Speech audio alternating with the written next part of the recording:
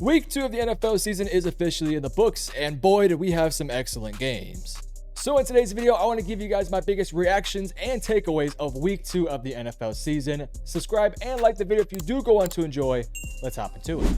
And we are going to begin with the Thursday Night Football matchup between the Washington Commanders and the Green Bay Packers. So the final score was 27-18, but in all reality, the game was a lot more of a blowout than what the actual scoreboard looks like. The Commanders scored 15 in the fourth quarter, whereas the Packers held them to 3 points through 3 quarters. Yes, the Packers also did add to their total by adding 10 points in the fourth quarter too, but up into that fourth quarter, they were up 17-3 very late into the game. So for the most part, this was a pretty dominant performance from the Green Bay Packers. Last week, we saw them put a beat down on the Detroit Lions. This week, it looks like they're putting, doesn't look like they did put the beat down on the Washington Commanders. They made life very difficult for this Commanders team. They could not run the football effectively. Austin Eckler, who, by the way, tore his Achilles. I hope that he is going to be able to suit back up in the future, but he only had 17 yards. Jaden Daniels only had 17 yards, and Ja'Cory Krosky-Merritt also only had 17 yards rushing. So a very inefficient day running the football for all of their runners. And then passing the football wise, it was pretty, clear what the Commanders or what the Packers were doing. The Packers were sending four, sticking in zone, and they were having so much success doing so. Daniels was having to throw every single pass into super tight windows or having to extend plays with his legs and do something down the field, but nothing was really open, honestly. It wasn't until some, Superman heroics late in the game to get anything kind of going offensively. The game was really never close. The Packers strangled the life out of this Commanders offense. Jaden Daniels was inefficient. 24 or 42 for only 200 yards and 2 touchdowns.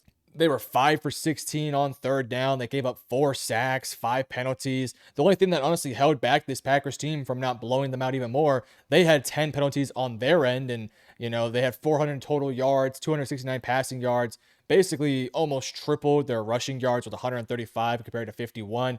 Jordan Love had a great game. Micah Parsons continues to do Micah Parsons things. And Tucker Kraft, arguably one of the biggest stories of the game. He looks to be like their go-to target in a lot of ways. I thought it was going to be Matthew Golden. Golden really didn't get a lot of work despite having some opportunities on the field. Tucker Kraft was the go-to guy, and I'm very interested to see what he does moving forward.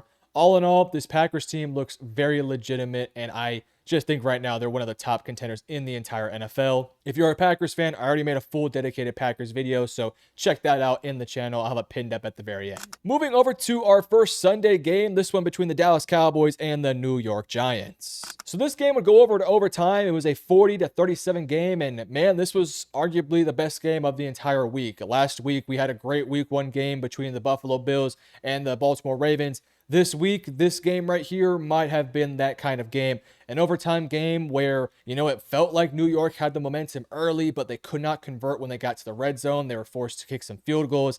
Dallas made some efforts late into the second quarter to get some points. They almost had a late drive in the second quarter to kick a field goal, but they couldn't do so.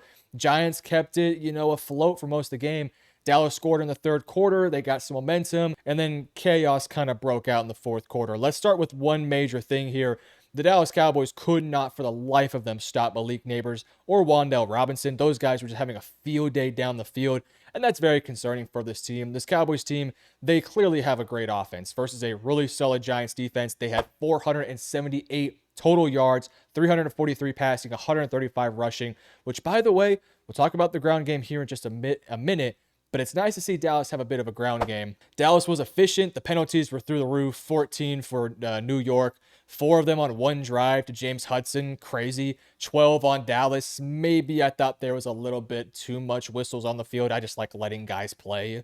Both teams had interceptions. The Giants one being a bit more costly. The Cowboys one not being as costly. I thought both quarterbacks played well, especially Russell Wilson through 4 quarters until the overtime. He was 30 for 41 for 450 passing yards, 3 touchdowns, and 1 pick. Correct me if I'm wrong, but I can't tell you the last time I've seen Russell Wilson have over 400 passing yards. I'm sure it hasn't happened since maybe his prime Seattle days, if even ever. I don't have the numbers in front of me, but very impressive day. Something to note here, Cam Scatterbo led the team in rushing with 11 carries for 45 yards.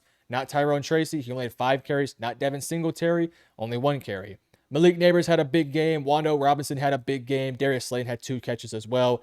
Defensively, Andrew Phillips had a nice day. I thought he made a lot of different plays out there. Brian Burns, Kayvon Thibodeau, those guys showed up for work. But when it mattered most, Dak Prescott just made the plays. I thought Dak played well for most of the game, minus the interception. Like I talked about earlier, the ground game is really functional right now for Dallas. And I was saying it during my live stream when I was watching everything. By the way, every Sunday at 12 o'clock, I'll be going live to watch every week of the NFL season. But this Cowboys team has lacked explosive plays in the ground game for the past couple years. And they've had 2 big, gigantic rushing plays. Javante's touchdown this week, Miles Sanders' big run last week. So it looks like this team actually has a functional ground game, which is really positive. CeeDee Lamb had a big bounce back game. I don't think he dropped a single pass, 9 catches for 112 yards. Ferguson had a big game, 9 for 78. Pickens, 5 for 68. I thought Kenny Clark played well defensively. I mean, there wasn't a lot of bright spots out there. The secondary was getting absolutely picked on, but I thought they held their own in the rushing game. It just so happened the secondary couldn't cover a nosebleed out there. This Cowboys team will win off of their offense, not their defense. I think they'll be a competitive team, but I do think this defense severely handicaps them. Moving over to the Seattle Seahawks versus the Pittsburgh Steelers. So this was a game I actually kind of predicted right. I predicted the Seahawks to win this game, and I got a lot of flack for that in the comments, but I guess I was right with this one. Sam Darnold made this offense look significantly better. It looked like he got into a bit more of a rhythm. Granted, he did make some mistakes, but I felt like with their ability to actually run the football effectively and get the ball out to their playmakers, this offense was actually able to move. Sam Darnold, 22 for 33 for 295, 2 touchdowns, 2 picks. The bigger story, though, Kenneth Walker, 13 carries for 105 yards and a touchdown. Pair that to his counterpart, Zach Charbonnet, 15 carries for 10 yards. That was not a good game for him, but Kenneth Walker made a lot of big plays happen, and I think that that's a great sign moving forward for this team. Jackson Smith-Njigba continues to be an incredible wide receiver 1 for this team, but Cooper Kupp finally got going here too. 7 catches for 90 yards, so shout out to him. Defensively, a lot of bright spots. Byron Murphy with a 1.5 sack game. I thought Reek Woolen made some better plays out there. Obviously, last week was not great, but he made some more plays out there on the field. They got after Aaron Rodgers quite a bit, 3 sacks on the day, but there was a lot of times where there was a lot of plays being made. They got some interceptions as well. This defense made enough plays, and ultimately, the Steelers team last week was able to pick on a poor Jets defense. They couldn't do so this week. This is a really good Seahawks defense, and all they really needed to do was get this offense going, get them in a rhythm, and they did exactly that. Almost 400 total yards, 278 passing yards, 117 rushing yards. Was a nice bounce back game. As for the Steelers, look, I thought last week was a bit of a outlier performance from the defense. I thought the defense was going to play a lot better this week, but they really didn't. They were good against Zach Charbonnet, but when it happened for Kenneth Walker, they couldn't stop him at all. Darnold had a big day, minus the interceptions. And I don't really know what's going on with this defense because they still have all their guys from last year, plus Jalen Ramsey and some improvements in the secondary. I don't know if maybe they're missing some guys or what's happening there, but this defense has to get it together because if they want to make it to the playoffs and have a successful season, they need this defense to step up. This offense will not be good enough because of the weapons surrounding Aaron Rodgers are just not that great. DK, I thought, made some plays out there, but on the day, only 3 catches for 20 yards and a touchdown. I like what I saw from Jalen Warren, not so much Caleb Johnson, but I like what I saw from Jalen Warren. The offensive line is just not good enough to protect him seriously, so they got to get this defense going because if not, I don't think it's going to be that great of a year for the Pittsburgh Steelers. Good win for Seattle, though. Good to get back on track. Let's see if the offense can pick it up next week, too. Moving over to the LA Rams defeating the Tennessee Titans. I think so far in Cam Ward's young career, we have gotten about what I was hoping to get from him. Not what I was expecting, but what I was hoping to get out of him. I knew this Titans team was still a couple weeks away, or not weeks, a couple years away from being any sort of playoff contending team or any real competitive team at that fact. And yet, despite that, in their first 2 weeks, they've actually had some really close matchups. In this one versus the LA Rams, they actually led at halftime 13-10. It always felt like that at some point the Rams were going to be able to get going and end up winning the game. And that's just what ended up happening here. But they held a lead early into this game, and they made some plays on both sides. What really killed Tennessee was their inability to consistently put together drives. 6 of 15 on third down, 10 penalties killed them on the day. They also had a fumble loss. Cam Ward, you got to clean that up. That wasn't really his fault, but you don't want that. They also gave up 5 sacks, which was to be expected when you have a rookie quarterback going up against Jared First, Braden Fisk, all those superstars in that defensive line. It was going to happen, and that definitely hurt them. But, again, it's one of those things where I thought Cam made enough plays. He didn't play bad at all. On the day, Cam was 19 for 33 for 175 and a touchdown. And they got the ball running quite well with Tony Pollard, 20 for 92. Alec Maynor made some great plays out there on the field. That touchdown pass by Cam Ward was a thing of beauty. It just kind of happened to be that the LA Rams were able to out-talent them by the second half, and they made enough plays early on to keep it close. And when they were able to pull it away, there was really nothing Tennessee was able to do. So, in my opinion, look, through 2 weeks, I give you 2 thumbs up to Cam Ward. I know your team hasn't been winning, but I look at Cam Ward and say he's been playing pretty well. As for the Rams, it was a bit of a slow start, but you got things rolling. Puka Nacua continues to play great. Devontae Adams had a big day. Stafford played clean football for the most part. And also any sort of idea that this team is going to be a running back by committee group, it just really hasn't been the case. Kyron with 17 carries, Blake Corum with only 5. Granted, Blake did make some plays when he had the football in his hands. So all in all, Rams get the job done. Nothing too surprising here. I'm happy to say that Cam Ward has been playing very well. Next up, we have the Buffalo Bills versus the New York Jets.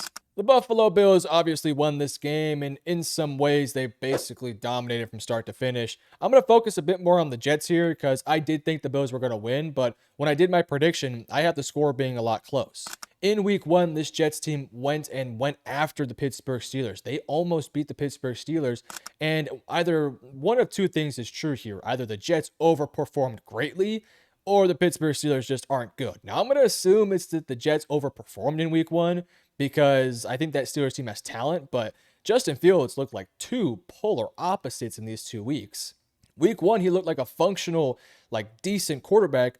Week 2, he was bad from start to finish. I mean, he did run the football somewhat well, but he was 3 for 11 for 27 passing yards on the entire day. Now, in fairness to him, Breece Hall had 10 carries for 29 yards, and Justin Fields did go out with an injury. But I'm not here to create excuses. I thought Justin Fields played pretty bad. They look underprepared. He was sacked multiple times. They had to pump the ball 7 times. 0 for 11 on third down, and they had a fumble loss. I mean, it was just about as ugly as it could have gotten for this Jets offense. And the Jets defensively, they just don't have the guys right now.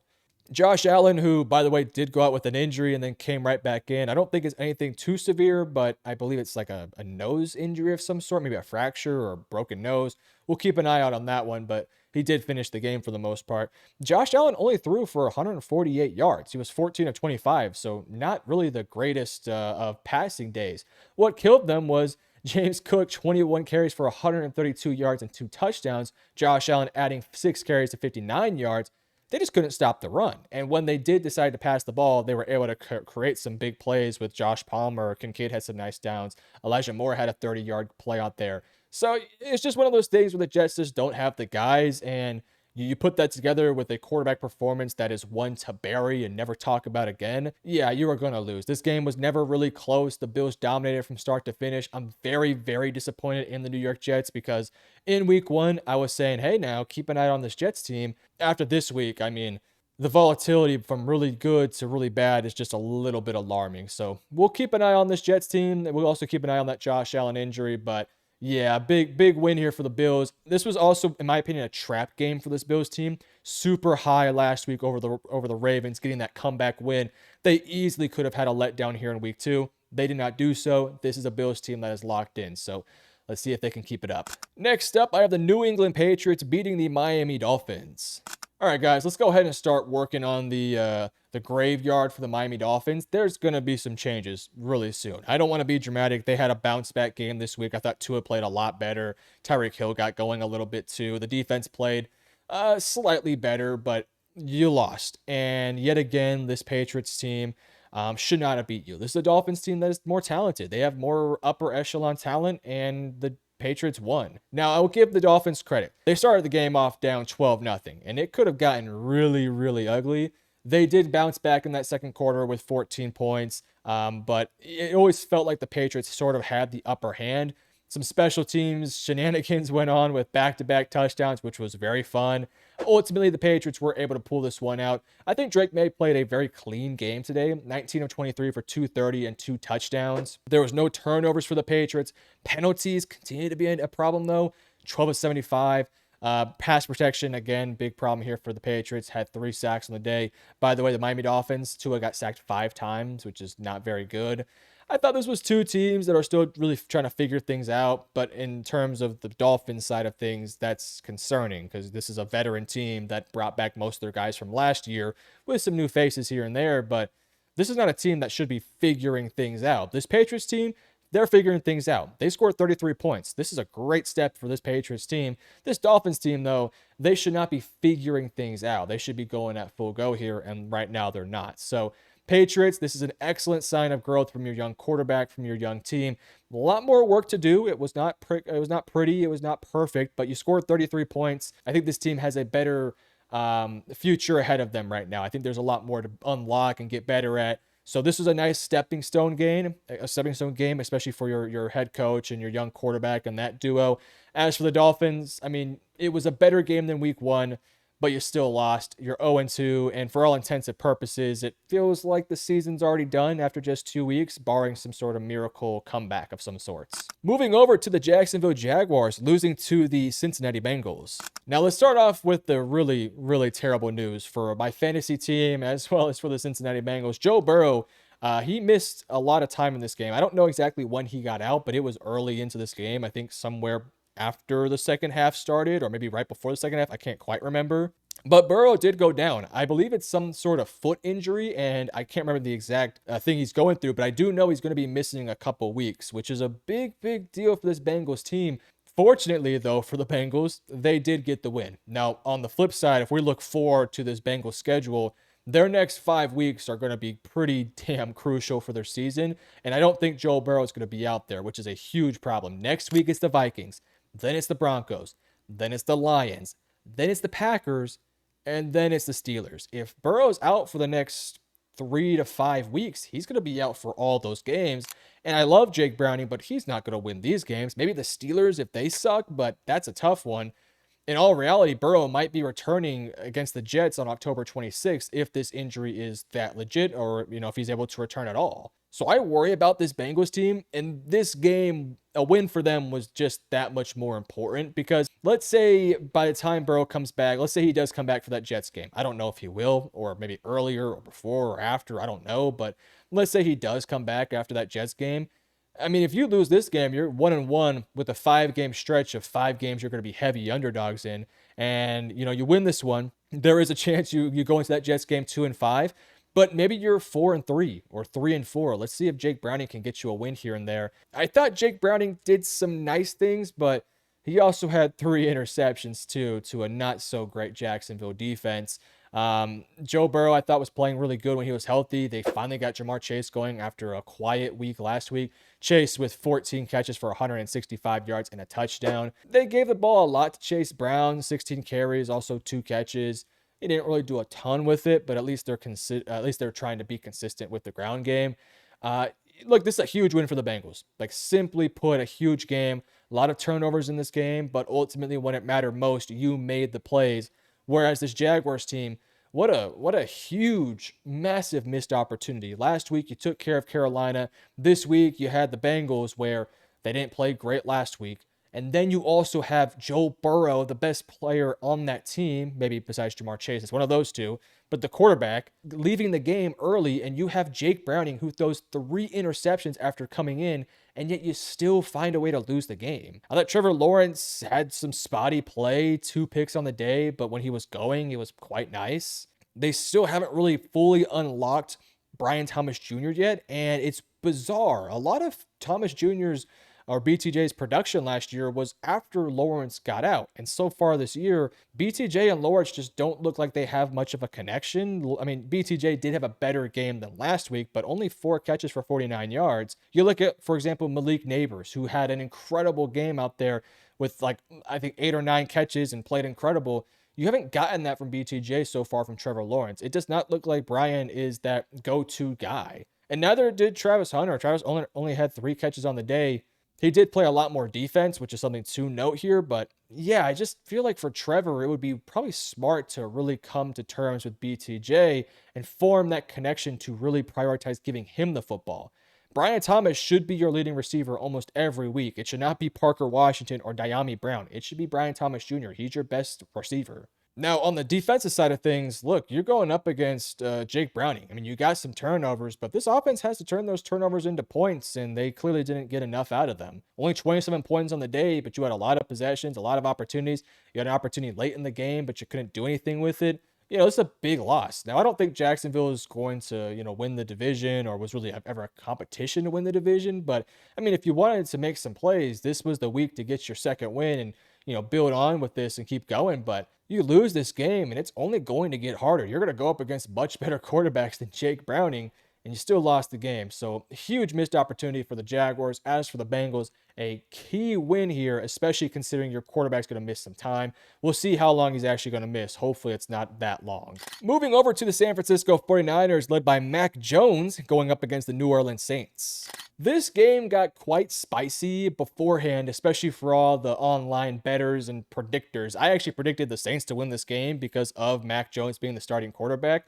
But I was pretty wrong. Mac Jones actually kind of killed it. It was a bit of a slow start for, honestly, both sides. But once this game actually got going, I think it was a late touchdown in the first quarter that sort of unlocked the lid off the goal, you could say.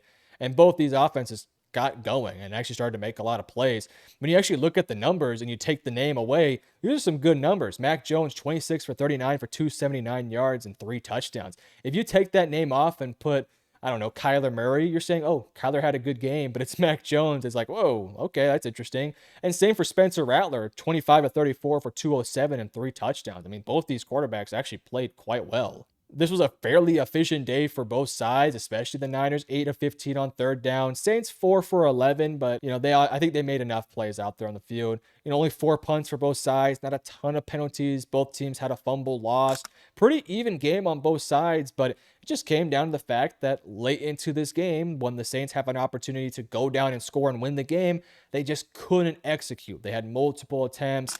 They had chances. But kind of like last week where they had that opportunity late to maybe tie the game up, they just couldn't do it this week, and that led to another loss. I think if you are a Saints fan, though, you have to look at this week and, again, kind of take it as a bit of a moral victory. Obviously, this is a Niners team that doesn't have their star players, but you're still being a competitive team, and eventually you are going to win some games. And I think your quarterback has played fine. Obviously, I don't think Rattler is the long-term guy here, but he's playing good enough to where you feel good about him as your backup quarterback moving forward. I think if there's anything you can take away, it's that Rattler is a capable quarterback that can lead a team to some victories. But all in all, there's not a ton to learn from this game. Neither team really played incredible, and neither team particularly played bad. This was a game where you had Mac Jones playing Spencer Rattler, and it actually ended up being kind of a fun game here. McCaffrey staying healthy, playing well. Jawan Jennings had a nice game. Chris Olave, Alvin Kamara, they all played good. Defenses made some plays. So, yeah, I just think there's a lot to like about this game. But in the grand scheme of things, the Saints, they're not going to do much this year. Whereas for the 49ers, they actually have hopes of being a playoff team when they are fully healthy. So getting this win when you are banged up is a pretty big deal when you're talking about 10, 11 weeks from now when you're trying to make that playoff seeding. This could end up being a worthy win for them. Moving over to the Baltimore Ravens versus the Cleveland Browns. Now, don't let the score sway your opinions of this game. Yes, the Ravens did score 41 points, but they scored 21 of those points in the fourth quarter. It was a kind of a slow burner for the Ravens. It wasn't that they were playing bad necessarily. It's just that Derrick Henry had 11 carries for 23 yards, penalties here and there, inefficiency on third down. They were 3 for 12 on the day. Not a ton of opportunities. This was sort of a slow game for them where they just couldn't really do a whole lot until some things went their way late and they can run up the score on the day. On the day, they actually got outgained in every single department by the Browns. Total yardage, 322 Cleveland, 242 Ravens. Passing wise, I mean, not by much, but 10 extra yards for the Browns. Running the football wise, Ravens only had 45 yards to 115 for Cleveland. In a lot of different categories, you can make the argument that Cleveland outplayed the Ravens. It's just that the Ravens executed when they had to. They were able to score in the red zone, and they made enough plays down the field to open the game up. Also, turnovers yet again hurt the Cleveland Browns. Lamar Jackson had a fine game, 19 of 29, 225, and 4 touchdowns. Nothing really to really scoff at or anything like that. If there's any positive sign you could take from this game, Quinshaw Judkins got to go. 10 carries for 61 yards. That was nice to see. Jerry Jeudy made some plays. Flacco has looked fine. He's looked fine. He's looked basically exactly what you would think of him. Just an average to slightly below average quarterback. Not a lot to learn of this game. This Ravens team is good. This Browns team is not. And when you have a good team that plays poor but just does enough, this is the outcome versus a Browns team that has a lot of work to do. Moving over to the absolute beatdown that was the Detroit Lions versus the Chicago Bears. Let's get this out of the way. I did a hot takes video last week, and I got a ton of hot takes that the Detroit Lions were cooked.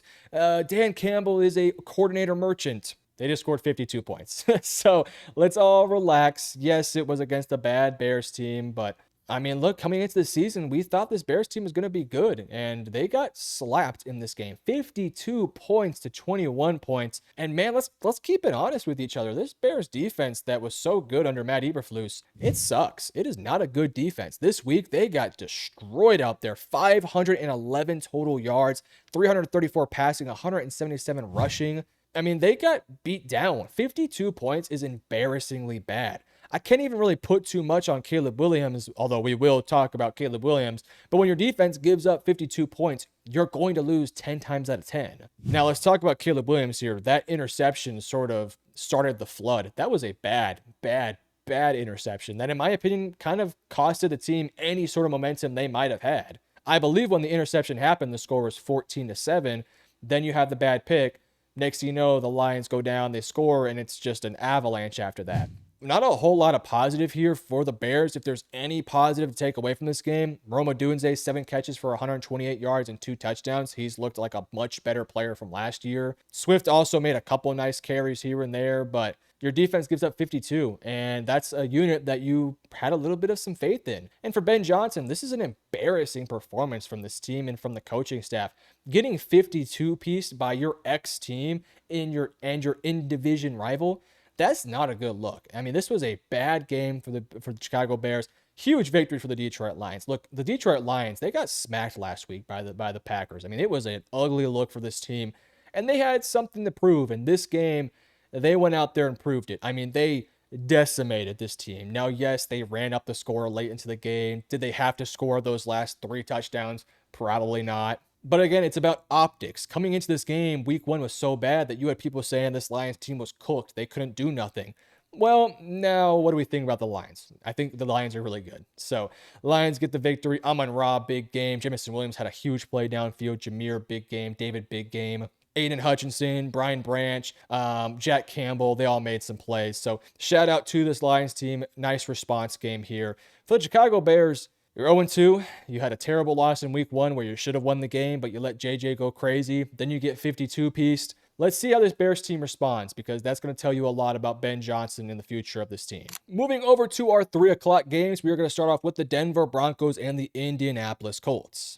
Well, the story of Indiana Jones continues to progress. Let's start off with the Colts side of things. Now, when I did my predictions video, I think I predicted the Colts to win. Don't quote me on that. I believe I picked the Colts for this one, though. But even with myself, I wasn't 100% confident in my pick. And I said in my predictions video that even if the Colts lose, as long as they kept the game close and competitive, that was a victory for them. Well, in this game, they won the game. And that is a huge sign of progress for this team. As of today, after what I've seen from the Texans in week 1, granted, we have not seen them in week 2, so I can't make that judgment yet. But after what we've seen from both those Texans and the Colts, I think the Colts look like the better team. Let's start off with Daniel Jones. Look, he's getting the job done. 23 of 34 for 316 and a touchdown. No interceptions on the day. No fumbles lost. He was only sacked 1 time. I mean, look, this is an incredibly good Broncos defense. And Daniel Jones was able to move the football. 473 total yards. The only thing that was holding them back, 0 for 2 on 4th down, 6 of 13 on 3rd down, and some penalties. But they handled business. They moved the football. Jonathan Taylor, 25 carries for 165 yards. And you were able to get the ball out to multiple receivers. Tyler Warren, Alec Pierce, Josh Downs. Jonathan Taylor had a big game out there.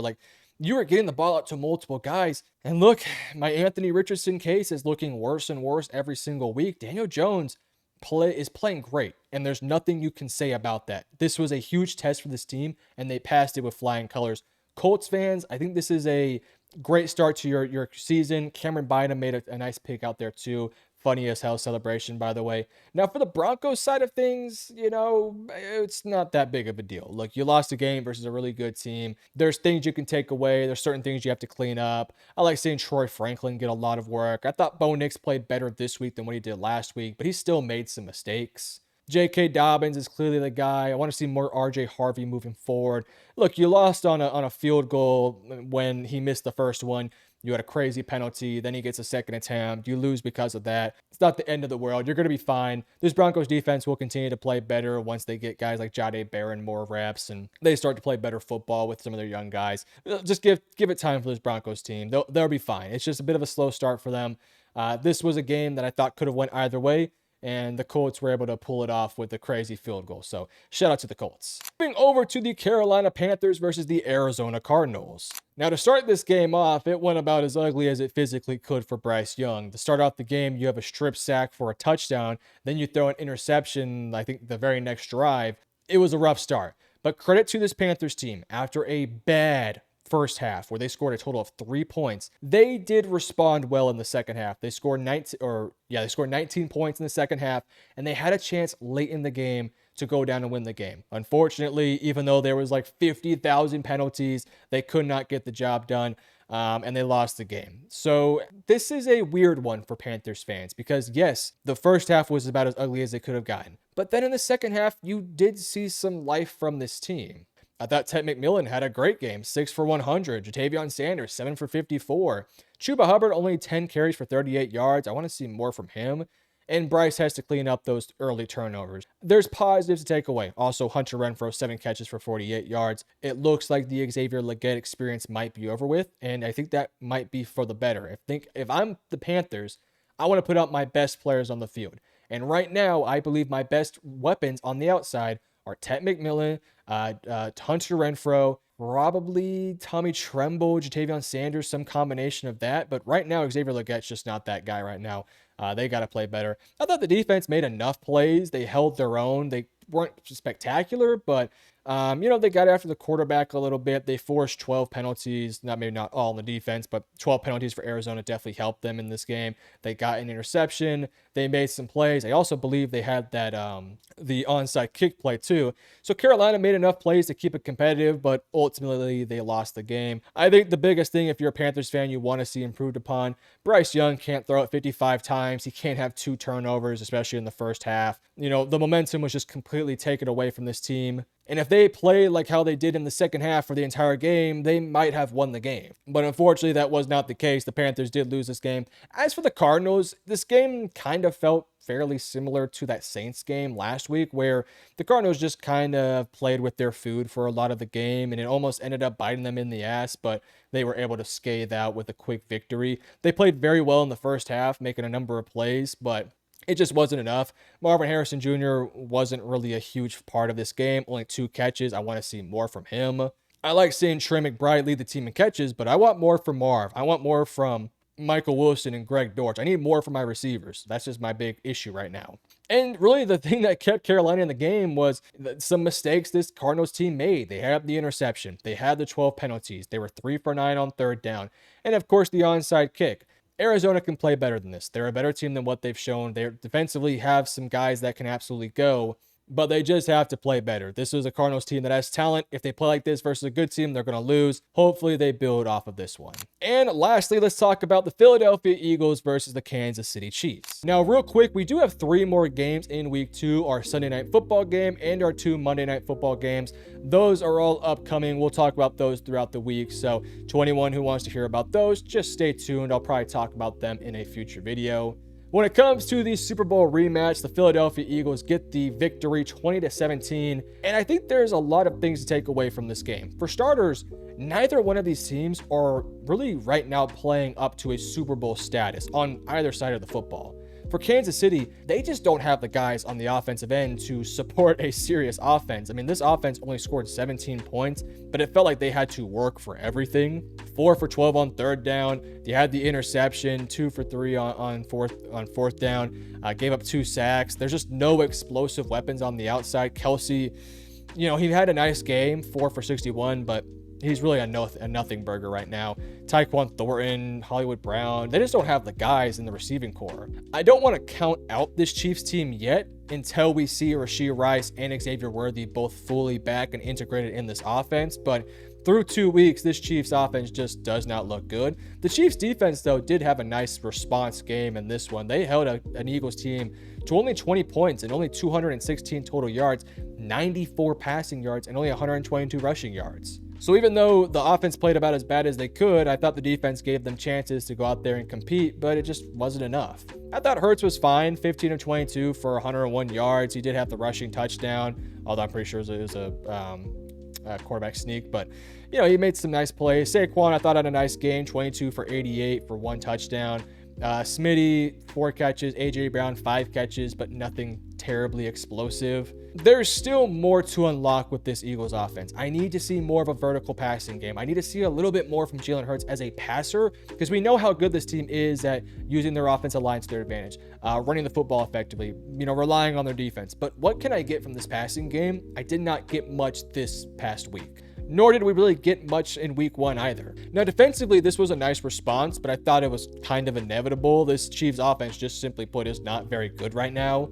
They were able to get after the quarterback, Andrew Makuba, with the interception. By the way, hook him. That dude is absolutely balling. They made some plays here and there. It was really nice to see Jalen Carter get out there, and I believe he helped out on a sack or something like that. So, it was good to see those guys get back into form a little bit, but they're missing something. I think both these teams clearly are not up to their normal standards. So we'll see if both these teams can figure it out and eventually get back on track, as they should be, leveling up as the season progresses. But so far, hasn't really been the case.